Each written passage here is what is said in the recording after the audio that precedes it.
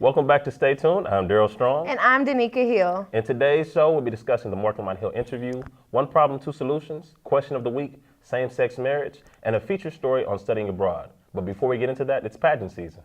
Yes, it is. And congratulations to our new Mr. and Miss Langston University. Langston University kicked off the semester with the Mr. and Miss Langston University pageants. 4 hopeful contestants competed in the Miss Langston University pageant to get the title of the 68th Miss Langston University. The annual Miss Langston pageant started with 4 contestants performing an opening number dance that led into their introductions.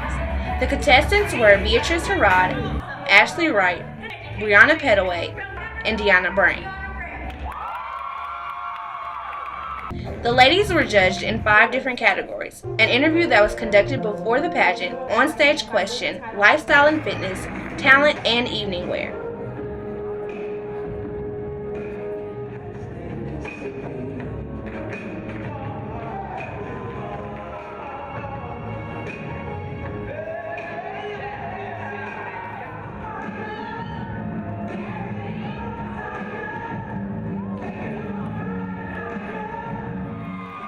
Second runner-up was awarded to Ashley Wright, and Deanna Brain received first runner-up. The winner and 68th Miss Langston University crown was given to the youngest girl on stage, Brianna Petaway.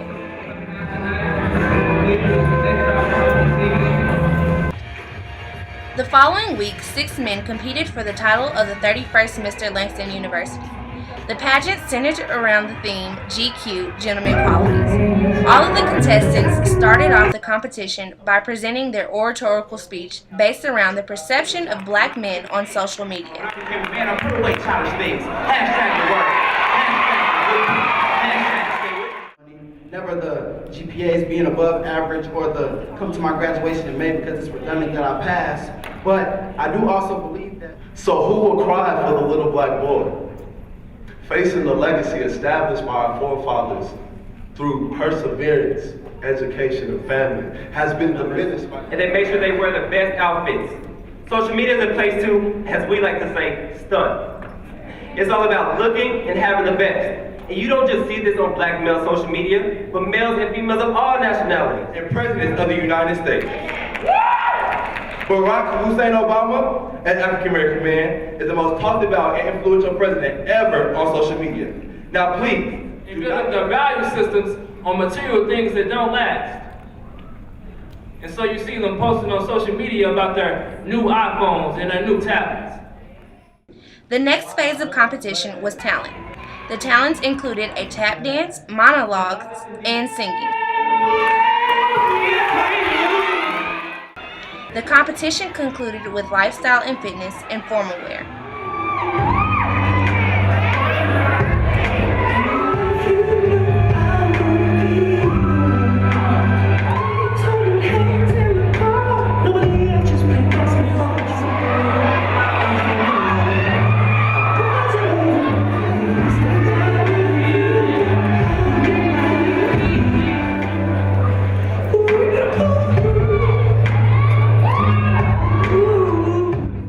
James Scott was awarded second runner-up and Emmanuel Robertson received first runner-up.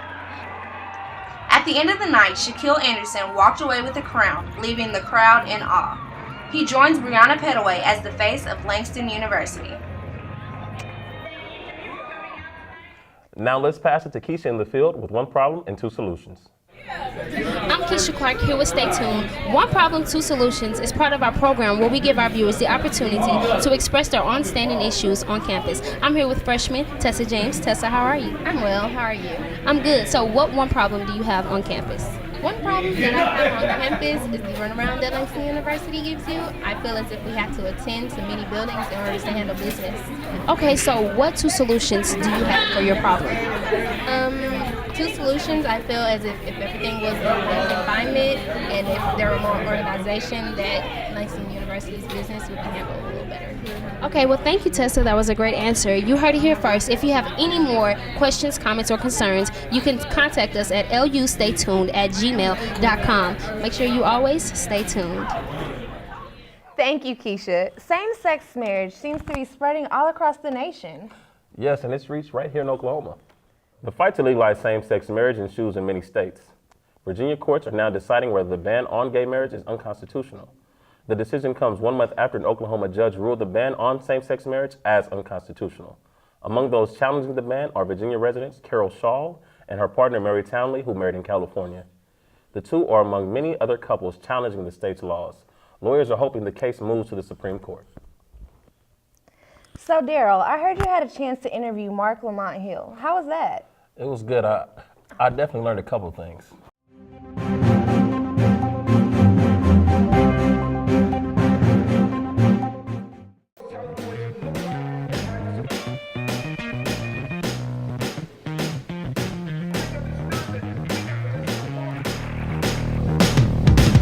Welcome to Stay Tuned. This is Daryl Strong, and I'm here with Dr. Marc Lamont Hill. Thank you for joining us. Good to be here. People question the relevance of Black history. Is Black History Month relevant? Why or why not? Yeah, so a couple things. First, people question the legitimacy and necessity of Black History Month. I think that's a wrong-headed position to take from the beginning. The argument often is there's no White History Month, and I say, well, there is. No. January, March, April, May. Every month we sort of normalize and centralize the white experience, the European experience, et cetera. It's necessary for us to do that, not just in February, but throughout the year. So for me, Black History Month is a project that should become a springboard into deeper and more sustained conversations about Black life in America. I think when we do have Black History Month conversations, though, we often do it, as you said, with a hero's approach. Malcolm, Rosa, not even Malcolm really, Martin, Rosa, Frederick, and then we stop. Maybe Harriet Tubman, right?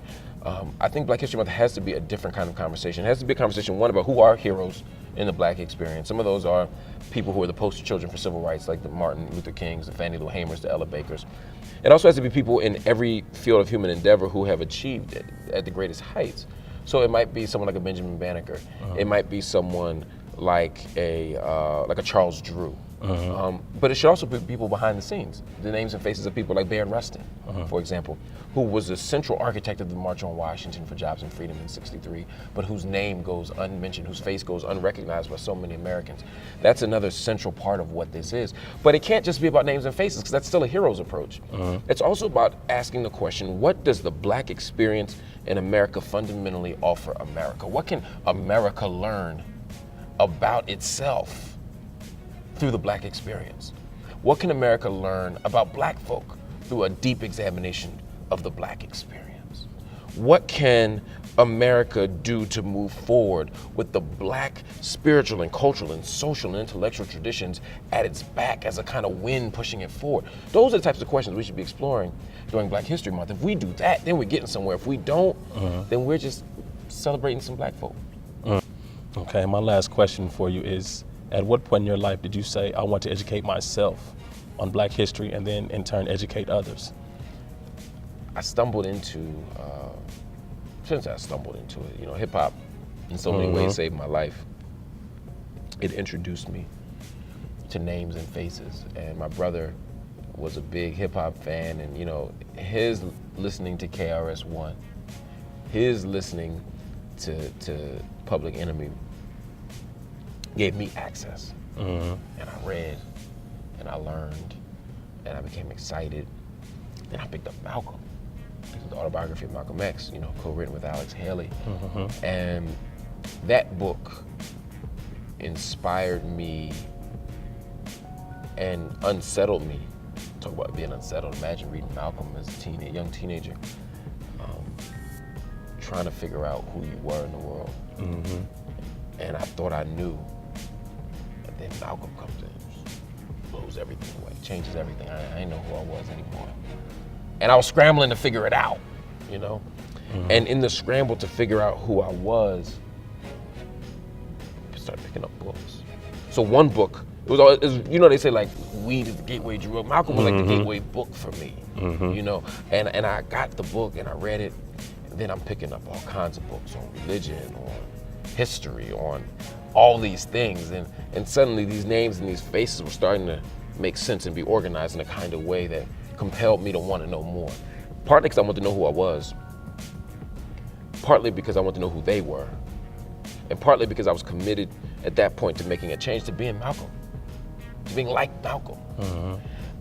And so I was like, I gotta figure out who these people are so I can be like Malcolm. And that's when I started piecing together Black history.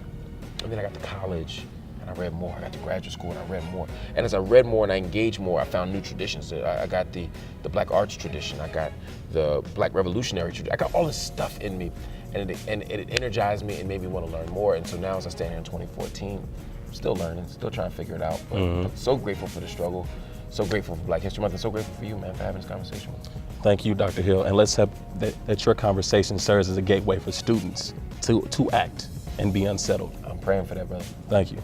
This has been Daryl Strong with Stay Tuned. Thank you for tuning in. So what's your favorite moment in African American history? My favorite moment would have to be the Million Man March, simply just because it was the first time where Black men united for something positive. But what was your favorite? My favorite moment would have to be the election of our first Black president. That was definitely a crucial milestone in our history, but it looks like we're out of time. So thank you for watching this episode of Stay Tuned. Remember to follow us on Instagram as well as Twitter, and subscribe to our YouTube channel at LU Stay Tuned.